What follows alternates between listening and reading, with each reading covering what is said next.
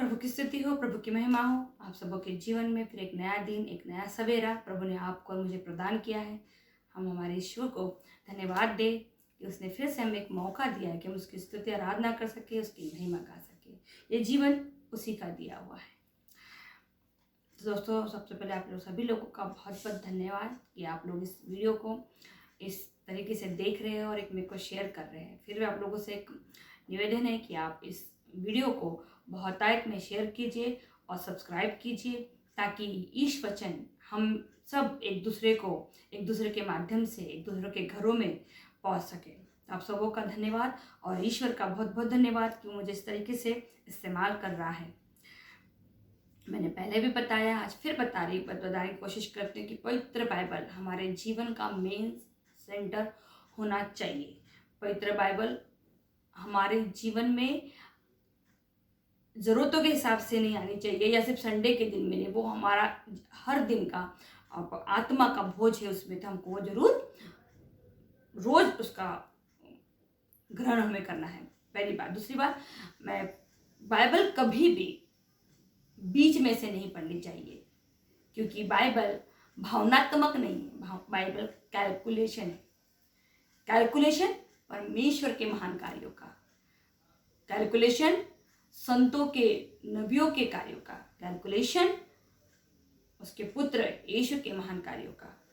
और तो बाइबल एक सिस्टम के हिसाब से लिखी गई है। जो काम पहले हुए वो पहले लिखे गए हैं, जो बाद में हुए बाद में, इस तरीके से उसका चीज़ें लिखी गई है। तो यदि आप उसको अगर बीच में से पढ़ना शुरू करते हैं, बहुत से लोग भावनात्मक होते हैं, वो बाइबल को ऐसा बीच में से भावना से जुड़ते हैं, आज मुझे ये वचन मिला। बाइबल में वचन कभी बुरा नहीं हो सकता, वचन अच्छा ही है।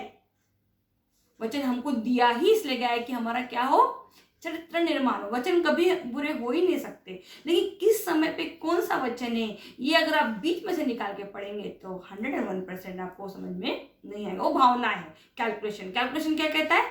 बाकायदा पिता का कार्य, उसके बाद राजाओं का कार्य, नबियों का कार्य, और फिर उसके पुत्र का कार्य। पुत्र का कार्य में आप देखोगे उसका जन्म, उसका जीवन, उसका मृत्यु और उसका पुनरुत्थान, और आखिरी में है उसका सेकेंड इनिंग। ये उसका कप डाउन है पूरा। अगर आपने कभी बीच में से कुछ भी पढ़ा था आपको, तो बीच का ही पार्ट मिलने वाला है, शुरुआत तो मिलेंगी नहीं। इसलिए बाइबल हमेशा या तो नए गॉस्पेल से शुरुआत कीजिए, सन्मति से, या तो फिर ओल्ड टेस्टमेंट में उत्पत्ति करने से शुरू कीजिए, ताकि आपको स्टेप बाय स्टेप बाइबल समझ में आए, पहली बात। दूसरा, चर्च जाना हमारे लिए बहुत ज़्यादा जरूरी है। पर्सनल प्रेयर आपकी और ईश्वर के कहमे है, वो आप खुद के लिए ईश्वर से अपना रिश्ता मजबूत बनाते हैं। फैमिली प्रेयर हम अपने पूरे परिवार को पिता के चरणों में रखते हैं, लेकिन चर्च में सिर्फ और सिर्फ हम ईश्वर की स्तुति और आराधना कर जाते हैं। वो दिन उसका है, बोलते क्या है, शब्द का दिन पवित्र रखो, क्योंकि वो दिन किसके लिए है? उसके लिए है। तो पवित्र चर्च भी हमारे लिए बहुत मायने है। जब आप ईश्वर के लिए उठते हैं, आप ईश्वर के लिए तैयार होकर अपने घरों से बाहर जब निकलते हैं, तब मतलब क्या है, आप अपने जीवन में अपना समय ईश्वर को जब देते हैं, तब सबसे ज्यादा खुशी उसको होता है, क्योंकि कलीसिया न्यू टेस्टमेंट का मेन फोकस है कलीसिया।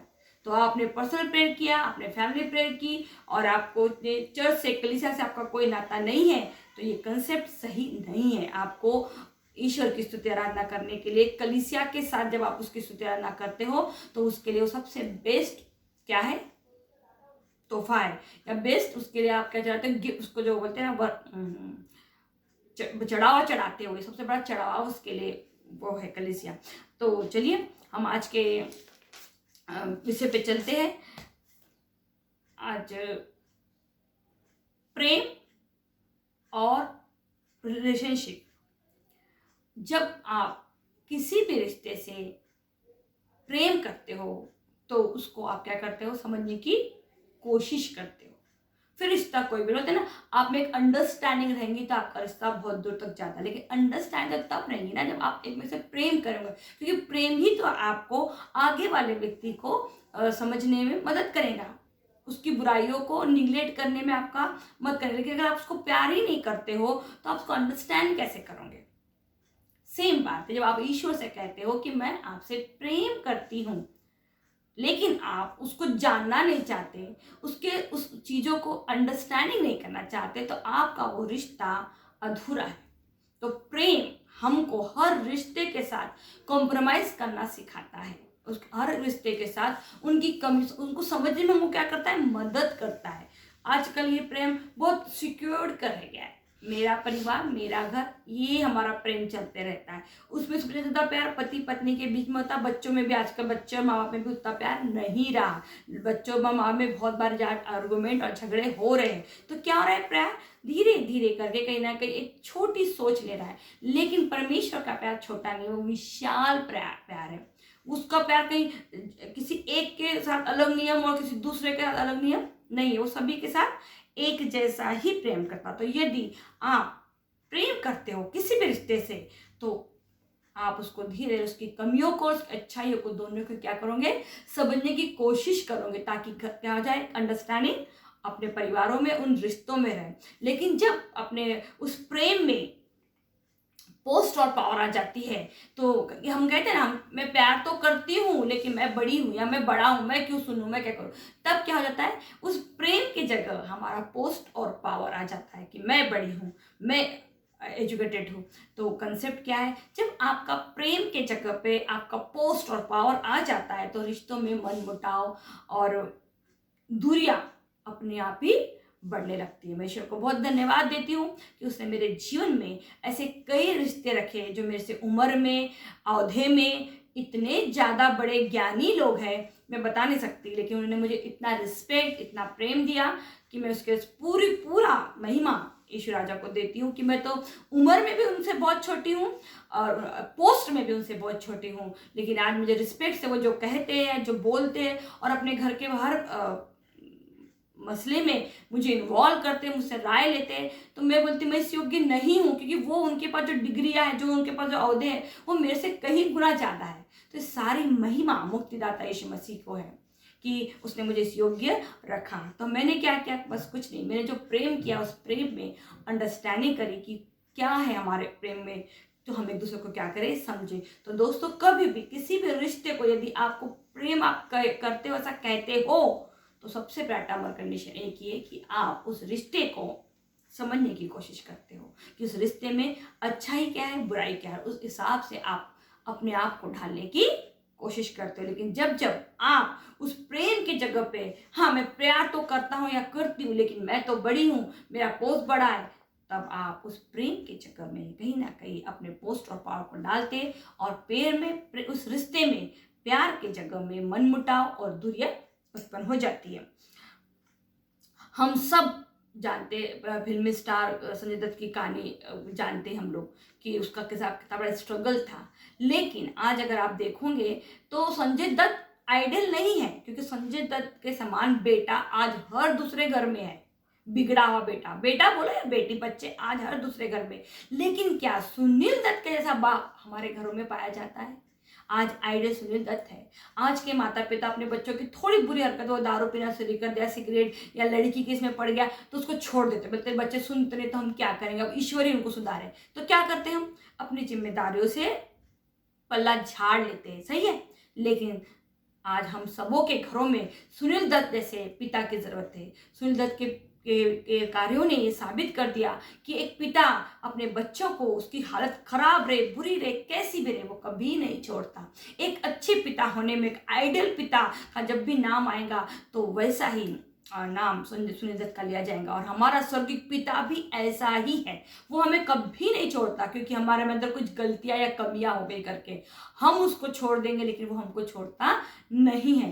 तो दोस्तों, आज हम सबों के घरों में एक ऐसा व्यक्ति हमारे सबके जीवन में होना बहुत जरूरी है, जो सुनील दत्त जैसा हो, जो अपने जिम्मेदार से भागे ना और अपने जिम्मेदारी पुत्र ईश्वर बने डाल दे। मेरा नहीं सुनते हमारे बच्चे तो क्या करेंगे, अब ईश्वर देखते बैठेगा।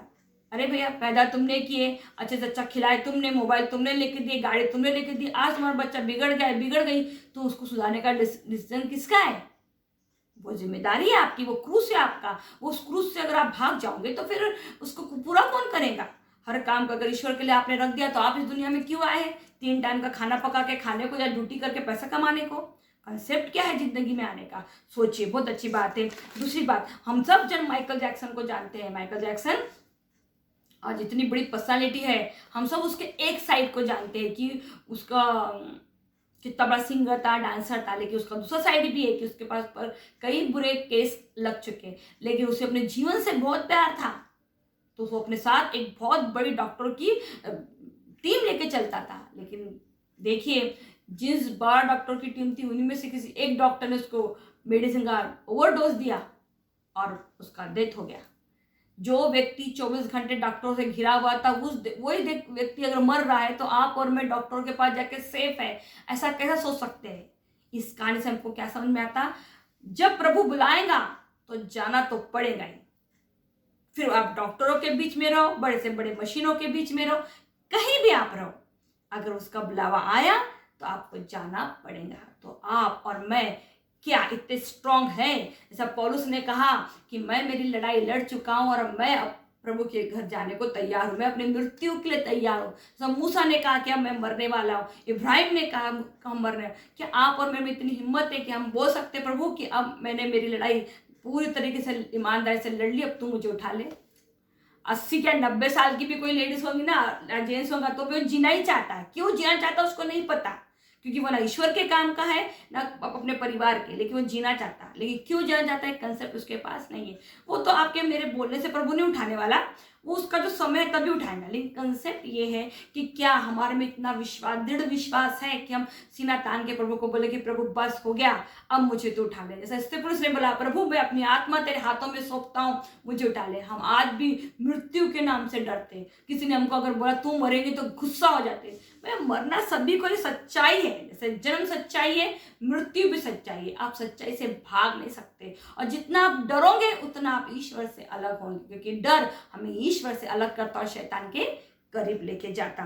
तो दोस्तों, बहुत जरूरी है हम इन सब चीजों पे थोड़ा सा बैठ के अपने परिवारों में एक दूसरे के साथ डिस्कशन करें। क्या हमारे घरों में, हमारे परिवारों में बाइबल के ऊपर कभी डिस्कशन होता है? अगर नहीं होता है तो आपका और मेरा जीवन कहाँ जा रहा है, ये आज सोचने की जरूरत है। आज फादर ने बहुत अच्छा सवाल पूछा कि हम सब स्वर्ग, मैंने पिछले वीडियो में बताया था, उन्होंने भी बोला हम सब स्वर्ग जाना चाहते हैं, लेकिन स्वर्ग जाने के लिए हम में से कोई भी मरना नहीं चाहता। तो बिना मरे आप और मैं स्वर्ग कैसे जाएंगे?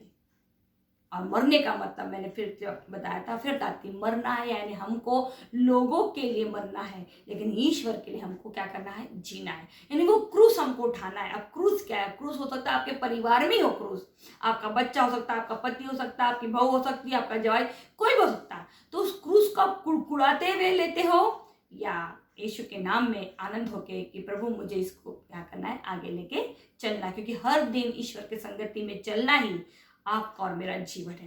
तो आइए, आज का जो मेरा सब्जेक्ट है वह नया विधान। पुराना विधान टोटली फिनिश हो चुका है, वो उसे फिनिश करने वाला है हमारा मुक्तिदाता, उद्धारकर्ता यीशु मसीह। नए विधान में हम जी रहे हैं, और नए विधान की में जीने के लिए, नए विधान में प्रवेश करने के लिए कुछ टर्म और कंडीशंस है। उस टर्म और कंडीशन के अलावा आप और मैं नए विधान में प्रवेश नहीं कर सकते। तो आइए, इब्राहिम के नाम, इब्राहिम का जो पत्र है, इब्राहिम के नाम, वो किसने लिखा है, इसका लेखक यहाँ पे दिया गया नहीं है।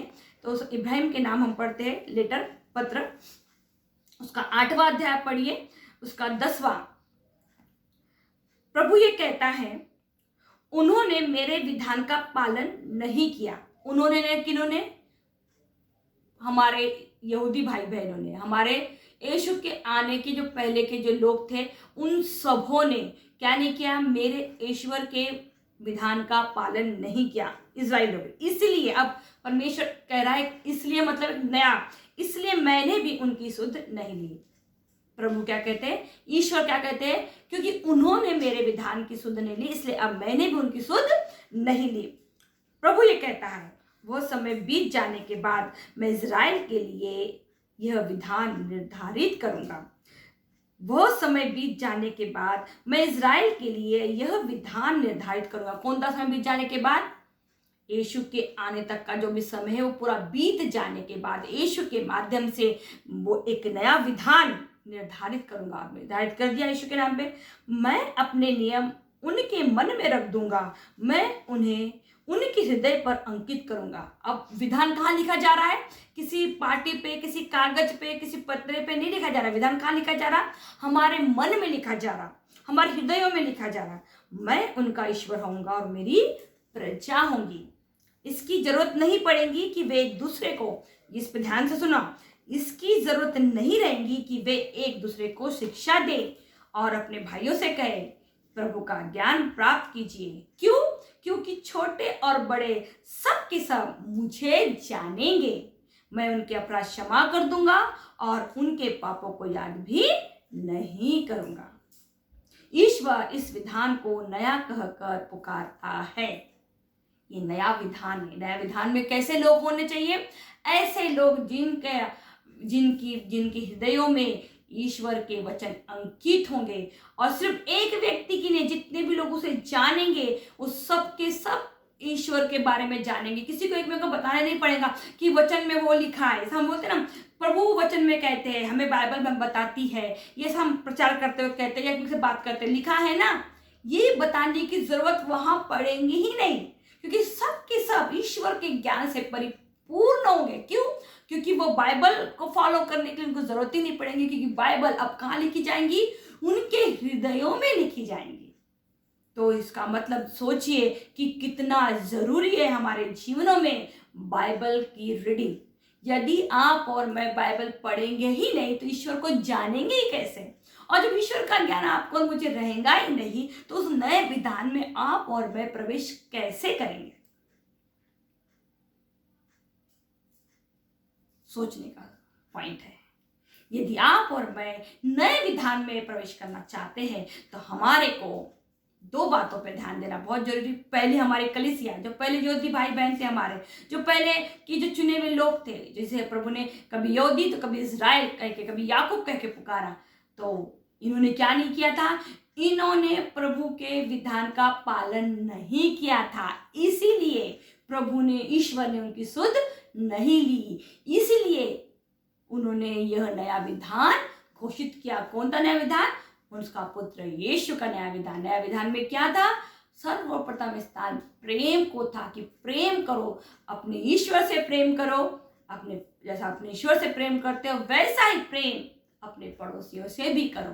कंसेप्ट लेके, क्योंकि प्रेम ही हमको रिश्तों को समझने की अंडरस्टैंड देता है। यदि हम प्यार करते हैं तो हम उस प्यार को तोलते नहीं है। प्यार में कोई रेखा नहीं होती माप तोल की। हम अच्छा, जैसे मान लीजिए आपके बच्चों से यदि आप प्यार करते हैं और वो आपके छोटा बच्चा छोटा है और वो घर 10 बार गंदा करता है तो 10 बार आप सफा करते हैं। लेकिन जैसे वो बच्चा बड़ा होता और वो आपका प्यार कम नहीं हो रहा, लेकिन बच्चा बड़ा हो लेकिन घर फिर से करता, तो आप उसको थोड़ा डांटते चिल्लाते हैं, सही है।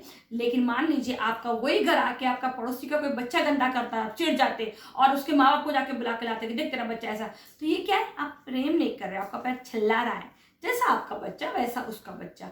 प्रेम पार्सलिटी नहीं करता, वो इसको अलग तुलना में नहीं रखता। मैं जानती हूँ हर किसी व्यक्ति के साथ हम प्रेम का जो बैलेंस है नहीं कर सकते, लेकिन हम कोशिश जरूर कर सकते हैं, क्योंकि ईश्वर प्रेम है। पहला विधान क्यों खराब प्रभु ने रद्द कर दिया? क्योंकि पहले विधान में लोगों ने, यहूदी लोगों ने, इजरायली लोगों ने ईश्वर के उस प्रेम की कदर नहीं करी। उसने कभी राजा मांगा, कभी नबी मांगे, कभी वक्ता मांगे और पिता से धीरे धीरे वो क्या हो गए? अलग हो गए। लेकिन नए विधान में सब कुछ का श्रेय हमारा यीशु मसीह। मसीह से ही शुरुआत है, मसीह से ही एंड है। मसीह ही जन्म है, मसीह ही जीवन है, मसीह ही मृत्यु है, मसीह पुनरुत्थान है और मसीह ही सेकंड इनिंग है। पूरा तरीके का श्रेय सिर्फ और सिर्फ यीशु मसीह है। तो जब तक आप इस नए विधान को पढ़ोगे नहीं, जानोगे नहीं, समझोगे नहीं, तो आप उस नए विधान में कैसे प्रवेश करोगे? पुराना नियम पूरी तरीके से यीशु के पास आके खत्म हो गया, वो नहीं कारगर साबित हुआ। इसीलिए ईश्वर को एक नया विधान क्या करना पड़ा? हम सबों के लिए बनाना पड़ा। वो नया विधान क्या था? स्वयं उसका पुत्र, कि वो सारे पापों के लिए, मनुष्य जाति के सारे पापों के लिए क्या होगा? क्रूस पे चढ़ाया जाएगा। और वो क्रूस पे चढ़ाए जाने के बाद अब आप कितना लोगों से प्रेम कर सकते हो, इसका कैलकुलेशन रखा जाएगा। पुराने विधान में क्या करते थे? पाप के बदले में बलिदान चढ़ाया जाता था। अब पाप के लिए कोई बलिदान नहीं है, क्योंकि वो सर्व सर्वोत्तम उच्च बलिदान यीशु चढ़ा चुके हैं। अब कोई बलिदान नहीं है पापों के लिए, अब सिर्फ पश्चाताप है और नया जीवन है। अब यीशु को देखने के बाद भी, हम ईश्वर को बलि चढ़ाने के बाद भी बार बार पाप करते जाएंगे तो कहीं ना कहीं हमारा जीवन कहाँ जा रहा है, इसका डिसीजन आप और मुझे खुद को लेना है। तो दोस्तों, हम सब यदि नए विधान में प्रवेश करना चाहते हैं तो हमारे पर दो चीज जानने की बहुत जरूरी है। पहला, कि हमारे पुराने लोगों ने क्या गलतियां की, वो गलती हमें नहीं करना चाहिए। दूसरा, नए विधान में अगर हमें प्रवेश करना है तो हमारे अंदर प्रेम होना बहुत जरूरी है, और प्रेम होने के लिए हमें ईश्वर का ज्ञान पूरी तरीके से जान प्राप्त होना बहुत जरूरी है। क्योंकि वो ज्ञान क्योंकि जब दुनिया हिलाई जाएंगी, पृथ्वी हिलाई जाएंगी और पूरी चीजें हलबली हो जाएंगी, तो सारी किताबें चीजें नष्ट हो जाएंगी, तो फिर वचन रहेगा कहाँ? वचन, उसने बोला मेरा मंदिर तुम्हारा तुम शरीर है, तो वचन कहाँ रहना चाहिए? हमारे दिलों में, हमारे हृदयों में अंकित होना चाहिए। लेकिन अंकित तो तब होगा जब हम उसके पढ़ेंगे, उसे जानेंगे और उस पर विश्वास करेंगे और उसके हिसाब से आचरण करेंगे। तो मेरा ये वीडियो, इसे मैं एक छोटी सी प्रार्थना के द्वारा खत्म करूंगी। खत्म करने से पहले फिर बोलना चाहूंगी कि बाइबल भावनात्मक नहीं है, बाइबल कैलकुलेटेड है। हर चीज का, पिता के काम का, पुत्र के काम का और आने वाले समय का कैलकुलेशन हमको दिया गया है। जिसकी वचन में यीशु ने हमेशा कहा, जिसके सुनने के कान हो वो सुन ले। तो बाइबल भावनात्मक नहीं, कैलकुलेशन है। बाइबल चमत्कारों के लिए नहीं, चरित्र निर्माण के लिए है। तो दोस्तों, जो आप क्रिस्तीय बनना चाहते हो, मसीही बनना चाहते हो, तो मसीहत आपके आचरण में दिखना बहुत जरूरी है। आइए एक छोटे से विनती के द्वारा हम अपने इस वीडियो को समाप्त ले जाएंगे। हे मेरे प्रभु, मेरे स्वर्गीय पिता, सब कुछ, स्वर्ग और पृथ्वी सब कुछ तेरे अधीन है प्रभु। एक पत्ता भी तेरी मर्जी के बिना नहीं हिलता प्रभु। हम विश्वास करते हैं कि सब कुछ तूने रचा है प्रभु। जो गलतियां पुराने विधान में तेरे चुने हुए लोगों ने किए प्रभु, ऐसी कृपा कर, ऐसी दया कर प्रभु, इस नए विधान में के लोग उन गलतियों को ना दोहराए, बल्कि तेरे उस प्रेम की ओर देखे जो कि यीशु के द्वारा उस क्रूस पे चढ़े दर्द के द्वारा हमें समझ में आता है कि तूने हमसे कितना गहरा प्यार किया है।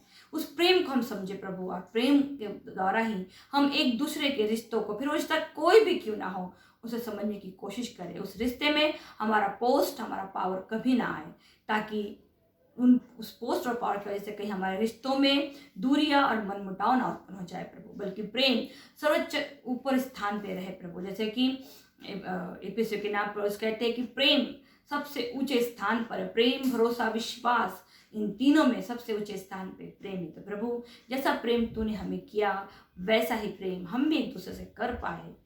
ऐसी दया, ऐसी कृपा तो हम पे कर, वो दिल हमें दे, हमें हृदय, रक्त का, मांस का हृदय दे प्रभु, जिसमें प्यार हो, जिसमें एक दूसरे के लिए क्षमा हो प्रभु। ये विनती मैं करती हूँ मुक्तिदाता, उद्धारकर्ता यीशु मसीह के नाम पे, इसे तो सुन और ग्रहण कर। दोस्तों, वीडियो को बहुतायत में शेयर कीजिए और इसको सब्सक्राइब कीजिए। बहुतायत में एक दूसरे के साथ शेयर करने से हम इस वचन से एक दूसरे से जुड़े रहेंगे। आप सबों का बहुत बहुत